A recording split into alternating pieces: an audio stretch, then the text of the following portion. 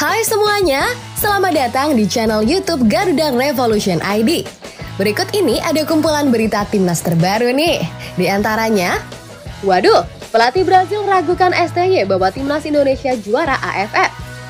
Proses naturalisasi Justin Hubner bisa lebih cepat ketimbang JIZ. 3 pemain klub Liga 1 Jateng bersatu di timnas Indonesia didoakan sukses di pra Piala Dunia. Semangat membara timnas Indonesia U17 saat latihan di Surabaya. Waduh, pelatih Brazil ragukan STY bahwa timnas Indonesia juara AFF. Shin Tae-yong diketahui sudah melatih timnas Indonesia hampir 4 tahun lamanya. Namun dalam kurun waktu tersebut, Shin Tae-yong belum mampu mempersembahkan prestasi berupa raihan trofi. Termasuk dalam hal ini, Shin Tae-yong belum bisa mempersembahkan trofi Piala AFF. Rivaldo Alves sendiri juga ragu terhadap Shin Tae-yong. Ia tidak yakin Shin Tae-yong bisa membawa timnas Indonesia meraih trofi AFF dalam waktu dekat. Pelatih berdarah Brazil tersebut memiliki alasan tersendiri mengenai hal ini. Rivaldo Alves memberikan contoh timnas Prancis, Spanyol, dan Jerman, yang mana ketiga negara kawasan Eropa tersebut juga butuh waktu yang relatif lama untuk bisa menjuarai Piala Dunia. Selain itu, Spanyol dan Jerman juga membutuhkan waktu untuk bisa menjuarai Piala Eropa. Untuk Indonesia sendiri, Rivaldo Alves memprediksikan Shin Tae-yong baru bisa mendapatkan Piala AFF 5 tahun lagi. Hal ini berkaca kepada generasi muda yang masih coba dibentuk oleh Shin Tae-yong. Saya yakin Shin Tae-yong tidak akan langsung bisa mendapatkan trofi Piala AFF. Saya harap dalam kurun waktu 5 tahun gelar tersebut segera bisa diraih, ujar Rivaldo Alves. Anda atau Jerman kan? Mereka butuh 10 tahun untuk mempersiapkan sebuah tim yang solid dan meraih Piala Dunia. Sedangkan Prancis saja butuh sampai dengan 15 tahun untuk meraih hal yang sama. Tapi Anda bisa lihat juga Prancis yang sekarang benar-benar sudah kuat. Setelah juara Piala Dunia 2018, mereka kemudian bisa jadi runner-up Piala Dunia tahun 2022, ujar Rivaldo Alves menambahkan.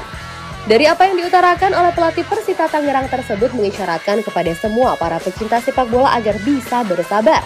Mengingat untuk mendapatkan hasil yang benar-benar maksimal, membutuhkan proses yang sangat panjang pula. Dan perlu diketahui bahwa tidak ada satupun hal di dunia ini yang bisa didapatkan secara instan. Tak hanya meragukan Shin Tae-yong bisa meraih Piala AFF dalam waktu dekat, Rivaldo Alves juga menyoroti infrastruktur sepak bola Indonesia. Menurut Rivaldo Alves, saat ini infrastruktur sepak bola Indonesia sama sekali belum memadai. Ia sangat berharap pemerintah Indonesia bisa berkolaborasi dengan swasta untuk membangun sepak bola Indonesia. Hal serupa juga pernah disoroti oleh Shin Tae-yong sendiri.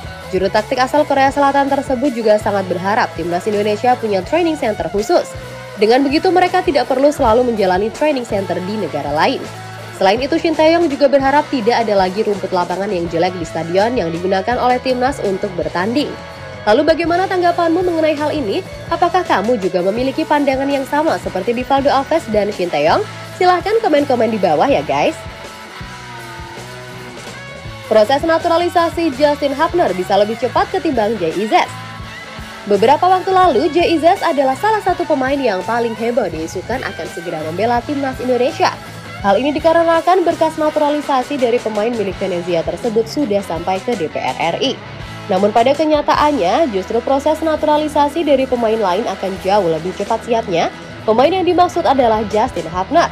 Hal ini dikarenakan proses naturalisasi Justin Hubner tinggal selangkah lagi. Dalam hal ini, ia hanya menunggu keputusan presiden saja. Setelah itu, ia akan langsung mengucapkan sumpah warga negara Indonesia. Sejatinya, Justin Hubner memang sudah terlebih dahulu diurus berkas naturalisasi dibandingkan JIZ. Hanya saja pada saat itu Justin Hubner mendadak ragu. Baru setelah ia benar-benar yakin proses naturalisasinya pun dilanjutkan kembali dan kini ia pun dirasa akan terlebih dahulu menjadi WNI dibandingkan JIZ.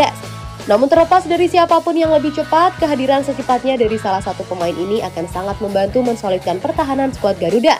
Hal inilah yang diinginkan oleh Shin Tae-yong, mengingat timnas Indonesia akan menghadapi 2 agenda penting, yakni kualifikasi Piala Dunia 2026 dan Piala Asia 2023. Lalu bagaimana tanggapanmu mengenai hal ini? Apakah Justin Hubner akan mampu memberikan warna tersendiri bagi skuad Garuda?